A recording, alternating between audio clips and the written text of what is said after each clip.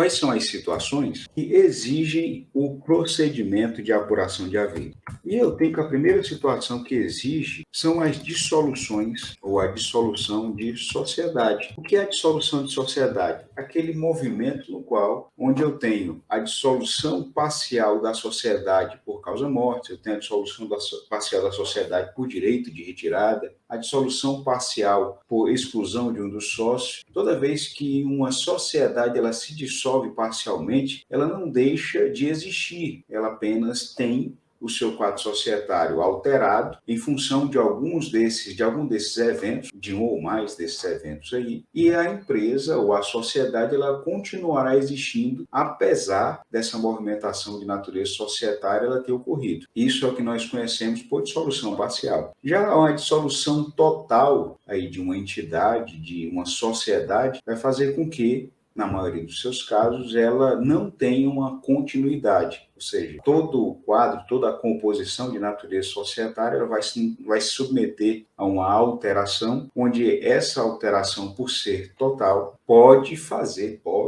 com que exista, então, uma descontinuidade da sociedade. Então, nesse caso, quando se pergunta quais são as situações que exigem o procedimento de apuração de haver. Então, eu tenho que a dissolução de sociedade de maneira parcial pode acontecer através de causa-mortes, pode acontecer através do direito de retirada, pode acontecer pela exclusão de um sócio, a pedido do credor de um sócio, por renúncia de um dos sócios, onde nós temos que a apuração de haveres ela ocorrerá tanto nas sociedades simples e limitadas, quanto também nas sociedades anônimas, seja ela de capital aberto e fechado. O que muda são os métodos, os mecanismos, a forma de se chegar ao valor que deve ser entregue a esse sócio que está aí saindo da entidade. Perfeito? Então, nós temos como situações que exigem um procedimento de apuração de haveres a dissolução de sociedade de maneira parcial, através de fatos como causa-morte, ou seja, quando o sócio ele falece, do direito de retirada, quando o sócio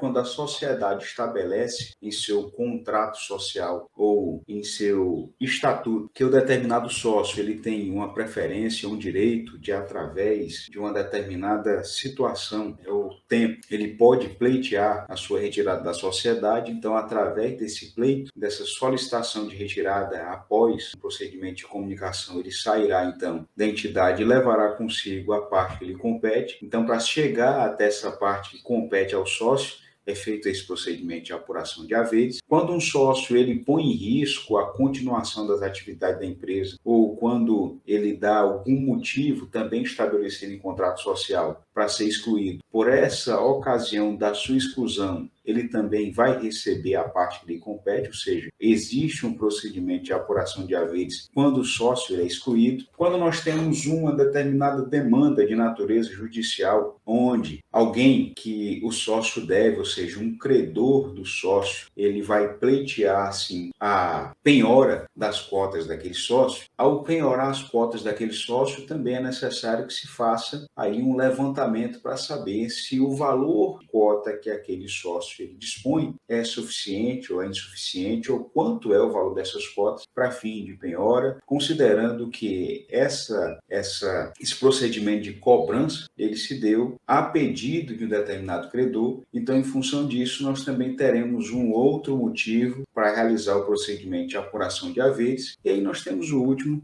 que é por renúncia de um dos sócios. Considere que você tem uma determinada sociedade, perfeito, e nessa sociedade está lá estabelecido em contrato social, contrato da sociedade, que no falecimento de um dos sócios, as suas cotas elas serão destinadas aos seus herdeiros. Considere que os seus herdeiros, nesse caso hipotético,